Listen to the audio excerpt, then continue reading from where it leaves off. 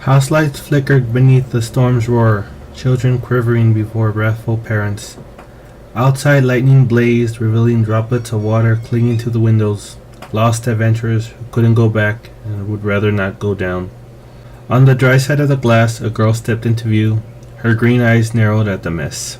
There was junk, more junk, and special junk that graduated to antiques thanks to a grandfather Claus. On a pile of rags at the room's center was a brown bunny chewing lettuce. The room was lost, so she focused on the animal. Nobody here wants furry things. You'll have to leave. The creature didn't react. Thunder crashed somewhere down the street. The girl jumped. The little thing didn't. It's a mess. A woman appeared beside the girl, looking like she lost a fight with a yard sale. The only order on her was a tight bun of brown hair. Yep, she said with tired brown eyes, taking in the specifics. That's a rabbit. No. The girl squeezed a stress ball in her jacket pocket. You were watching Greg like you said, so he couldn't have destroyed the room and left the rabbit on the throne of soiled rags made from my favorite shirts. The rabbit's new, but we've dealt with worse. The woman held up pinky for the girl. I'll talk to him, Chrissy. The girl's eyes didn't leave the clutter. Each time you say that and offer me the finger, then this happens. He pointed at the ruin. Maybe no more promises anymore, huh? A moment went by with the woman's face saying there was only so much a mother could take from someone else's child. But Chrissy cut in before lifelong regrets could be made. Forget it. I'll be in the kitchen. Without waiting for a response, she moved forward until the only place left to go was through a second-story window. Lightning flashed and thunder laughed. Brilliant! The woman didn't bother hiding the smile that spread through her face like oil in water. Just like your father. A less proud individual would have accepted the error and taken the traditional exit. However, within Chrissy's tiny frame lay the pride of a 74-year-old fisherman who knew nothing else. She flung the windows open. A wall of wet cold rushed inside, soaking her clothes and blowing her hair back like golden cape. The woman's smile flipped like a pancake. Her frown went deeper than past scars. Don't! She tried and failed at stopping the escape. Chrissy! She screamed, sticking her head outside in time to see the girl's feet disappear over the roof. For a moment, the woman stared upwards, oblivious to the rain biting her cheek, expecting the girl to realize the mistake and rush back inside. Then she remembered who she was dealing with. Shit, she cried at the black heavens. Cursing didn't help, but damn if it didn't feel good. She did it again. Crap, and again. Fucknut. All the way down the stairs, at the base of which, covered in chocolate and peanut butter, was Greg, wearing the traditional wide-eyed expression of an animal about to kiss a bumper. The woman managed to keep her knee from the child's nose. Barely. Sorry, Greg. Without waiting for a response, she moved around the boy. What's going on? He said. In one hand he held an eyeless bear. The other rubbed his pink eye. Nothing. Go watch TV. The screen's fuzzy. Watch the fuzz. I'm hungry. I'll be back with dinner. Greg jumped. I want pizza rolls. Sure.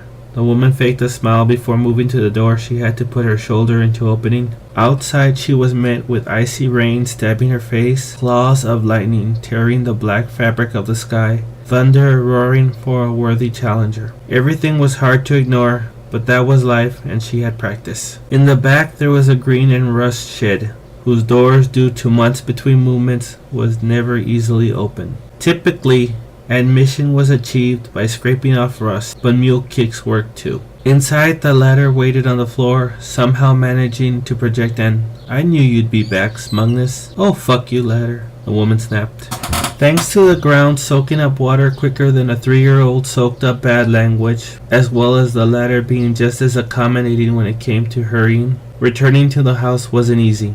Several times she fell. One time she hit her head on the lawn gnome Greg threw a fit for, and considered staying down. Only the lecture that come from Chrissy's death got her moving. Setting up a ladder in mud was difficult, but climbing in the storm was the hardest thing the woman's done, including the time she simultaneously broke a heroin, nicotine, and caffeine addiction while cramming for a psychology midterm. Then there was getting on the roof. If not for the rooster weather vane, she would have ended the day without feeling her legs. On top, a sky explosion cast the wet red world of the roof in all-consuming white. Chrissy, I swear if you're dead, I'll strangle you. The woman tossed aside the weather vane. The wind caused it to fall towards the west. Where are you? Flaring white plasma slit the throat of the onyx deity at the top of the world. What do you want? The girl replied. With the girl's voice, A series of brilliant flashes, the woman managed to locate the child, enjoying what little shelter the AC could provide. Chrissy, she rushed over to the child. Let's go before one of those bolts hits the roof and we become flash-fried long pork for early birds. Lightning cast away the dark like raised curtain, showing off the setting of the girl's face, where anger and fear took center stage. Her slim lips parted, but thunder muted the words.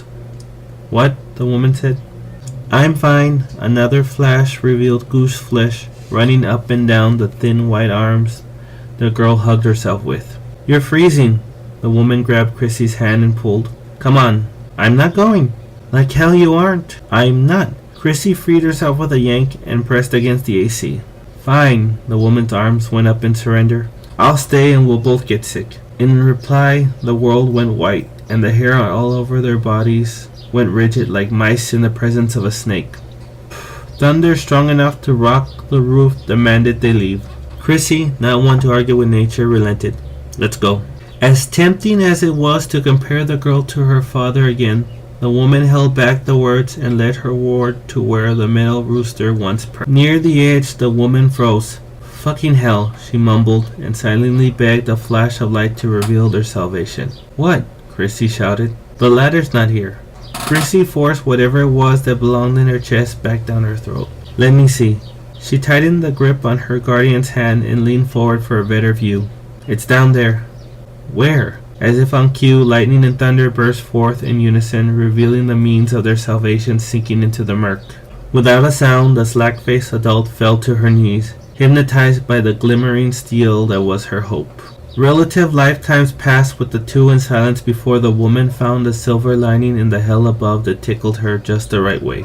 She laughed as one did before pulling a grenade's pin. Confused, Christy stared at her caretaker, wondering if she should move away from the edge or at least take her hand back. The woman smiled at the child. I don't have to feed Greg. The girl didn't respond until the words, like the sinking ladder, went as deep as they could. She cracked a smile. That'll teach him. Right? It was impossible to distinguish the tears on the woman's cheeks from the rain. Greg wouldn't learn anything. Moments after the woman's exit, he forgot about the pizza rolls and made himself another chocolate, peanut butter, and graham cracker sandwich, which he cheerfully ate in front of the television. The static was growing on him. Occasionally, he turned his attention to the bunny sitting in the tube's glow, watching him as it enjoyed its lettuce, and wondered who brought it inside.